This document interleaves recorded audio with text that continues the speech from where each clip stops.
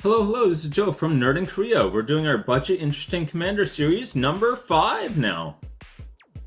Okay, what is this series about? I think we had some confusion on the last video. Some people got very upset about one in particular, but I'll get to that. These videos are meant to give ideas for good budget commanders that are, or for good commanders that are available on a budget.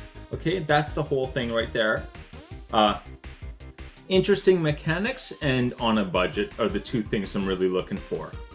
I do prioritize little known commanders, but in the number 5 spot, I'll often put a better known one. Okay, so my number 5, I've said on a few videos before, I didn't say on the last one, unfortunately. In the number 5 spot, if I do have like a fairly commonly known commander, I'll put that in number 5. So that's why maybe you'll see something like that there. So I do not consider when they're printed. This is something where, well, one particular person made a comment that, well, I don't know if it's a comment or a list of demands. I don't know what to call it. It was interesting to read, but yeah, they said I'm not allowed to use any cards in the last 2 years. That would be difficult, especially talking about Commander, because they're making more and more cards specifically with Commander in mind, and more Commander type cards, like cards that are actually supposed to be Commanders, and they're very focused on mechanics. So choosing something that's not from the last 2 years, I don't consider when they're printed. That's not, I think I've had lists that are all like probably 20 years or older, and I've had ones where last one they were mostly newer ones, which again made someone very upset, and that's not what the video's about. Sorry, buddy. But anyway, alright, just to clarify. Anyway, what does budget mean? Budget can mean a lot of different things. I'm looking for both Commander cards and in the 99. Again, we're looking at a budget of $2 or less using the TCG market value. They are not a sponsor, I'm always supposed to say.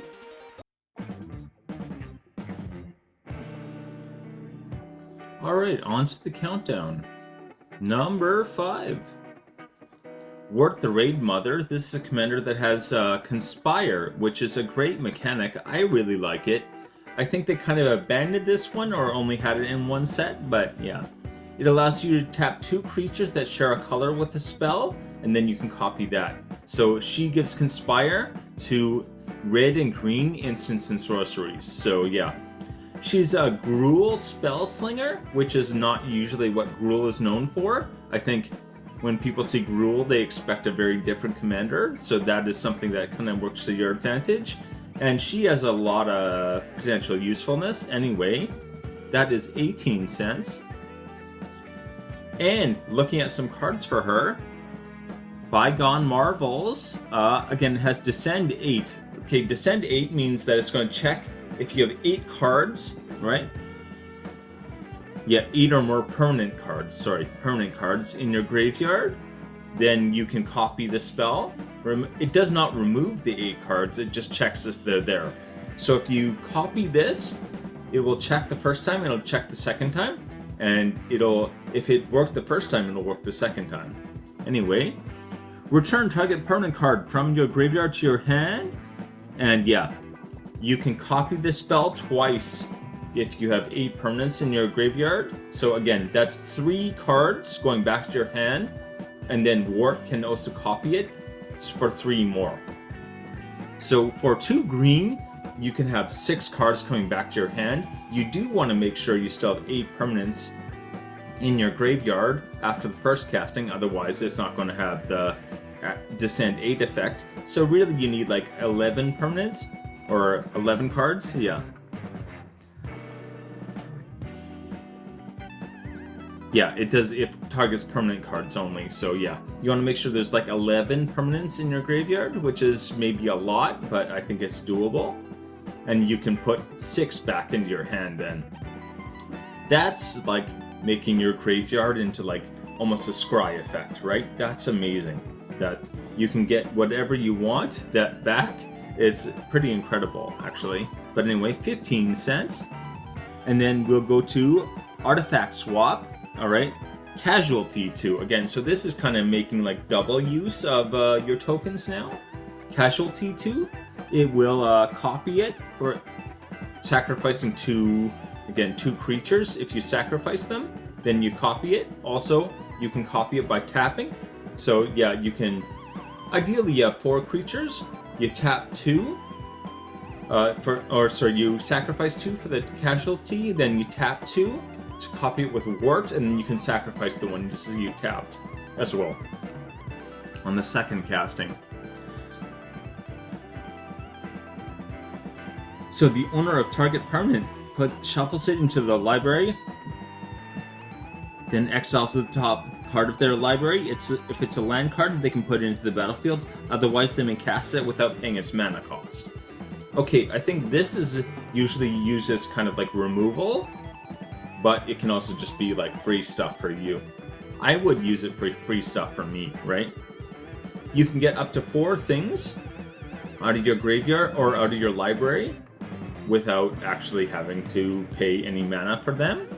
Again, if it's 4 mana, sacrifice 2 tokens, and you're going to be casting 4 spells for free. And if it's land, the land just comes in, which is great too, you know? I think red land ramp, this is kind of a weird form of red land ramp. But anyway, Alright, and we got artifact mutation. This is a great one for her in particular because it does make those green tokens, which you want to have lots of. Destroy target artifact. It can't be regenerated. Create X/1/1 green sapling creature tokens where X is that artifact's mana value. Again, destroying an artifact for 2 really is not that bad. Like removal cost wise, the CMC isn't bad, and the added effect, if that's giving you the ability to like use casualty to copy spells, or just use her conspire to copy spells, both of those are just great options, right?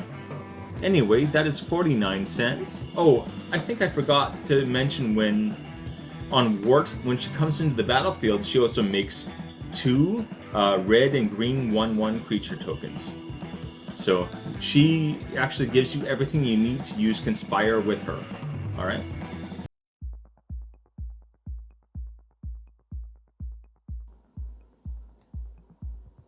Number 4.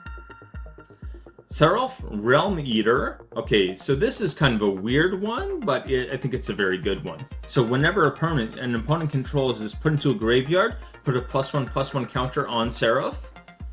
And then at the beginning of your upkeep, only at the beginning of your upkeep, you may remove all +1/+1 counters and exile everything that has like a CMC equal to or lower than that. So again, if it has 6 +1/+1 counters, you're exiling everything that has a casting cost of 6 or lower, which is probably the whole board, frankly. So, very, very good. Also, what I would do with this is like surprise commander damage win con is what I'd be looking at. So that's really what we're kind of focusing on there. Anyway, that is 22 cents. Okay, so getting that win con, we've got a sorcery here, Mire in Misery. Each opponent sacrifices a creature or enchantment. Again, each of those doesn't matter, it's just a permanent, right? Permanent going to the graveyard, you get +1/+1 counter. Then yeah, the next one I'll talk about is Culling Ritual. Destroy each non-land permanent with mana value 2 or less. Add black or green mana for each permanent destroyed this way. Okay, this is just a great card in general. I actually bought this a while ago and it was more expensive. It was under $2, but it wasn't like 40 cents. So that's crazy. This card should cost more. Again, it is like it is a board wipe. It's great against tokens. It's great against a lot of things. But yeah. Again, destroy each non-land permanent. Okay, so if they have mana rocks that are worth 2 or less, like Arcane Signets, gone, right? This actually does so much extra that I think people probably don't notice. Treasure tokens, clue tokens, whatever you may be dealing with, If they've got a big stack of those, you can just like destroy everything. Really, really good. And all of those permanents going to the graveyard, it's going to make Seraph really, really big. Hopefully big enough that you can, like, you know, do maybe a 2-shot. I don't know about a 1-shot, but like you can hit him and get that commander damage in and start really racking it up pretty fast. Again, you can just keep the +1/+1 counters on him if you want. You don't have to take them off at the beginning of every upkeep. You probably don't want to, because remember, your own stuff gets exiled as well. Everything set for him gets exiled. But anyway, and lands. Him and lands. But anyway. Whenever a player casts a spell, you may put a +1/+1 counter on Forgotten Ancient. At the beginning of your upkeep, you may move any number of +1/+1 counters from Forgotten Ancient to another creature. Okay, this is very, very good. Oh, 50 cents, sorry. This is very good with him because you can trigger him first and then Seraph next, right? So you move all the +1/+1 counters from him to Seraph, and then Seraph can exile everything. Or, if you've already got most of the board exiled, you're just like giving him what he needs to hopefully finish off someone. Get that commander damage in. Again, 21 commander damage is what you need to knock an opponent out. If you've got 2 sources, putting the like piles of +1/+1 counters on, it's going to happen pretty quick anyway. Alright, anywho, this is one I actually might want to build at some point. We'll see what happens.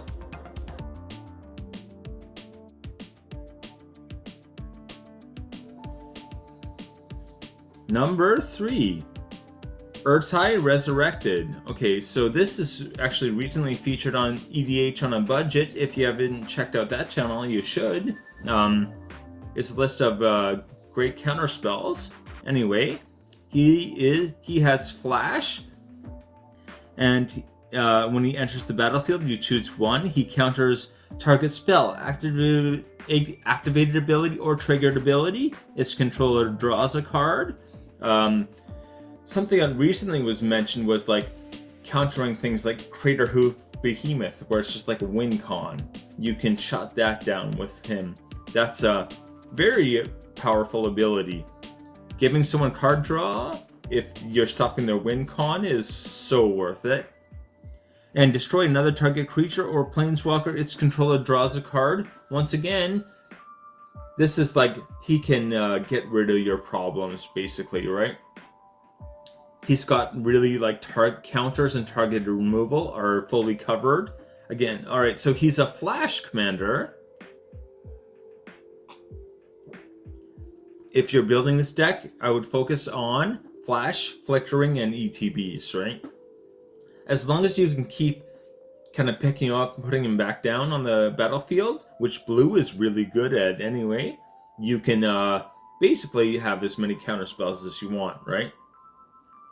He's just going to do it automatically. Yeah. This allows you to counter really just about anything someone can throw at you, right? There's things like Channel that can't be countered, but yeah, even if someone's using like Planeswalker abilities, you can just you can just blow up the Planeswalker. You may target your own creature tokens to draw cards. So that's another thing I think gets kind of like lost in the mix, is that you could just blow up your own, you know, if you have a 1/1 token, blow that up and draw a card, right? So this can be card draw for you as well. It's maybe not the, you know, what it's designed for per se, but it could be very useful for that. Anyway, 166 for that one. I think he's the most expensive one on my list. Okay, so looking at a lot of, Dimir has a lot of support for Flash as well, so yeah. Cunning Nightbonder, she has Flash, and spells with Flash cost 1 less to cast. Very good, especially when your commander has Flash. And yeah, can't be countered, alright? You're stopping your stuff from being countered and making it so you can counter everyone else's stuff. Really good combination. Anyway, 25 cents for that one.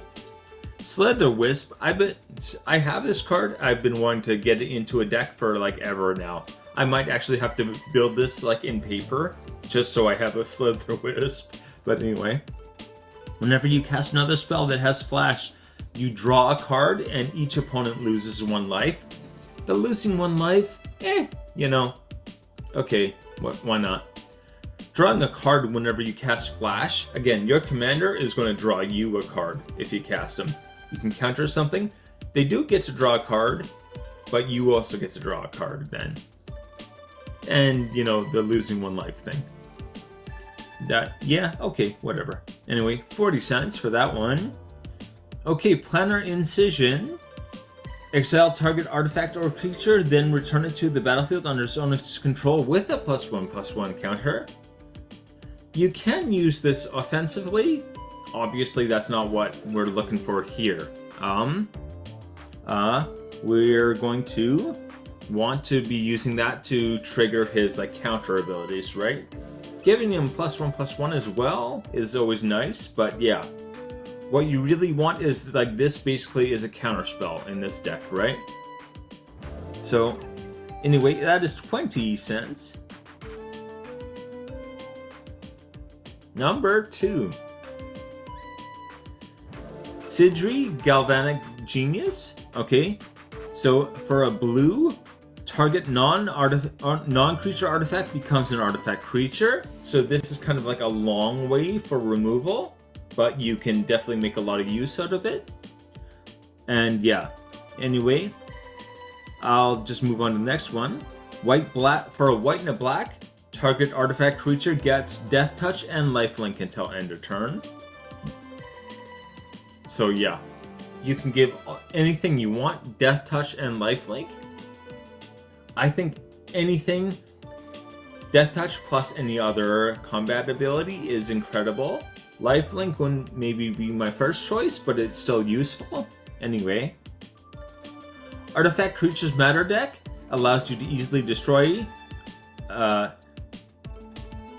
artifacts, and you can make artifact creatures a major threat. So it makes trickery with artifacts easy.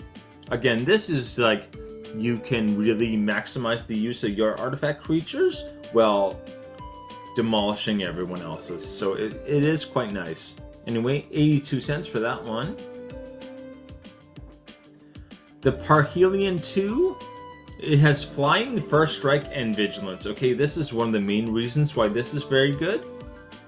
The one I care the most about is the second one, First Strike. First Strike and Death Touch is just such a good combination. So yeah, whenever it attacks, create 2 4/4 angel creature tokens with Flying and Vigilance that are attacking. So again, it attacks for 5, which is good. It's not great. Flying 5, but also it's going to make 8 more attack damage that stays on the battlefield every time you attack with it. That's nuts. You can also give it First Strike and Lifelink and Death Touch. So it gets carried away very quickly in this deck. But anyway, Thousand Moon Smithy.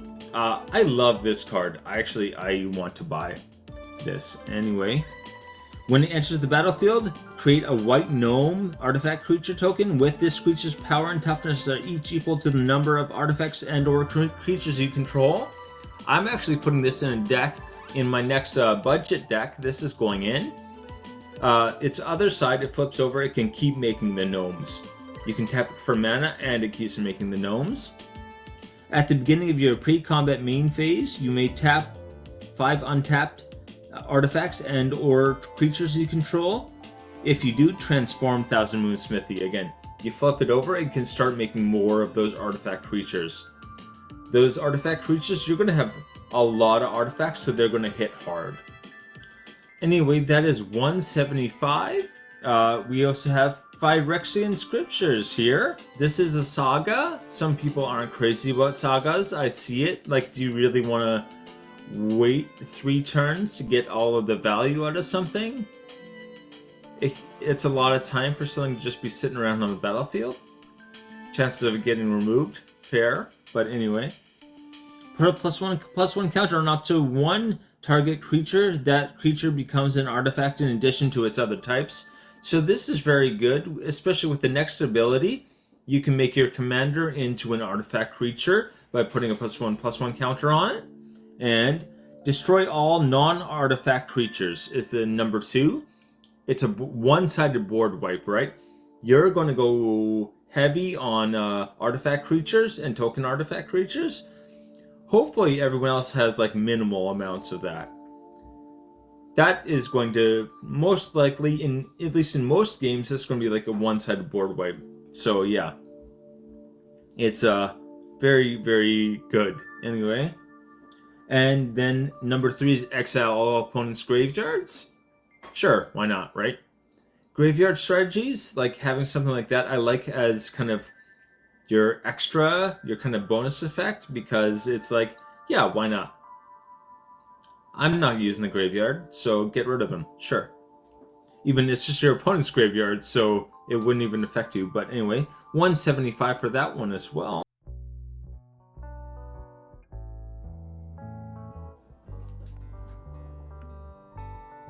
Oh, please hit like and subscribe. It really does help a lot. Anyway, Farida, Devil's Chosen. This is a roll commander. I really like the roll mechanic. I think a lot of people don't like it because there's, you want your everything that you have to be very predictable, to be very like, what it's going to do when you cast it. Most roll cards, I think, actually do have very good abilities that get better with the roll, with a higher roll. It's not that, it's really bad. It's that there are definitely ones where like a low roll means a bad effect. So I think that puts people off of the roll altogether. Again, if you choose your roll cards properly, I think you're going to have be very happy. Anyway, this is also Is It. I feel like there are not a lot of good Is It commanders. I guess maybe artifacts and stuff like that. I do have the Sahili the Gifted that's an Is It, but yeah. This is actually like a spell slinging Is It that I think it can be very good. It gains 2 kinds of evasion for rolling. So right there, that's kind of like one win con you could put in there, is that it's, again, whenever you roll 1 or more dice, she gains Flying and Menace. Okay, Flying and Menace. Flying plus any other evasion is very good, right? Menace is probably, like, to me, the least of evasion, because, they need 2. Okay, could probably do that. Flying and Menace, so they need 2 flyers just block her now. That's getting a little more, a lot more of a niche there than there is for either one separately. But anyway, if the result is 10 or higher, draw a card. Again, there's plenty of cards where you're rolling a 20-sided die, so rolling a 10 or higher. You've got a 55% chance on a d20 to roll 10 or higher. So yeah, actually pretty good chance that you're going to be drawing a card as well as getting whatever other effect that is in the spell. It's a really nice just extra little bit of something, Extra card draw, never something I'm going to complain about. Anyway, she is 5 whole cents. So first up, we've got Barbarian class. If you'd roll 1 or more dice, roll that many dice, ignore the roll, +1, ignore the lowest roll. So again, if you're supposed to roll 1, you roll 2 and ignore the roll, the lower one. So advantage is what they call that in D&D.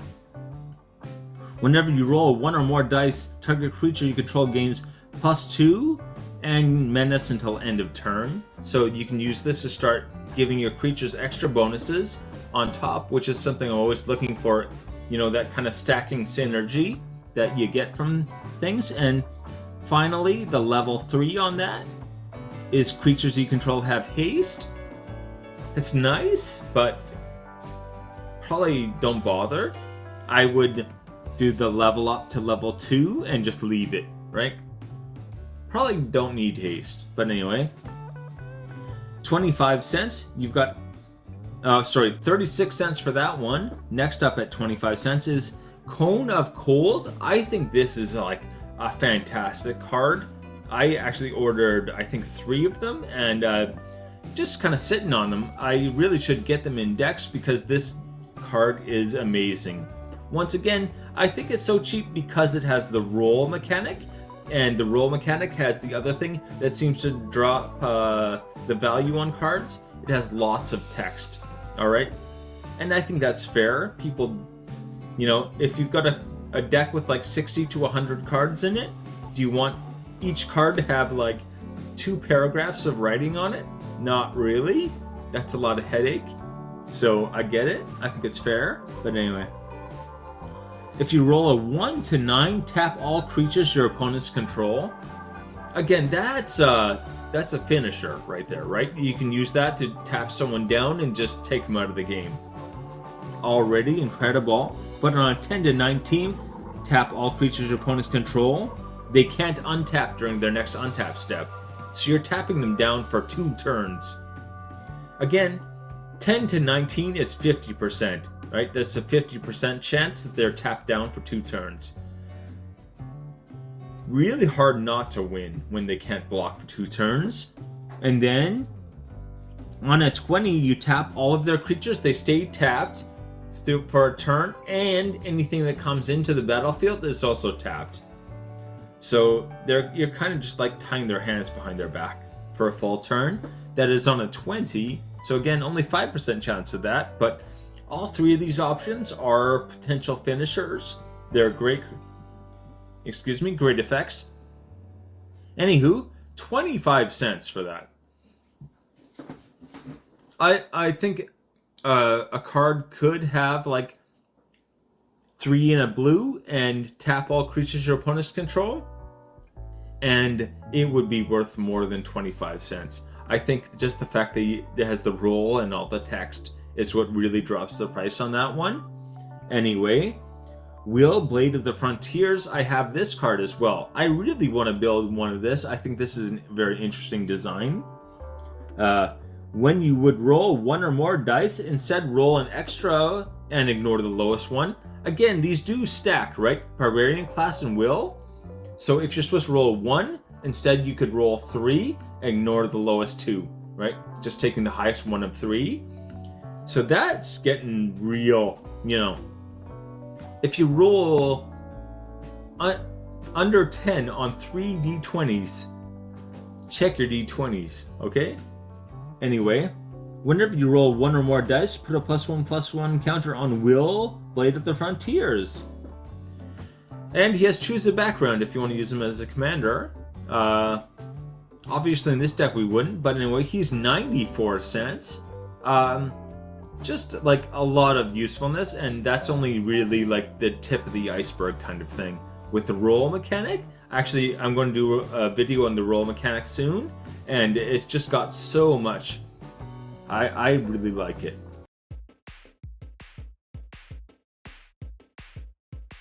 Okay, the list. First up, Wort the Raid Mother is 18 cents. Very underrated, especially a Gruul Spellslinger. I think that's a very interesting build in general. Seraph Realm Eater, 22 cents. Ertai Resurrected, I would say this is probably the most well-known card on the list. I don't think a lot of people look at it and say, oh, this is a commander. I think this usually is more a 99 card. That's why I think it's interesting. Sidri Galvanic Genius, 82 cents. Yeah, great one. Farida the Devil's Chosen. Again, not the, just Devil's Chosen. I keep saying the Devil's Chosen. Just Devil's Chosen. Anyway, 5 whole cents.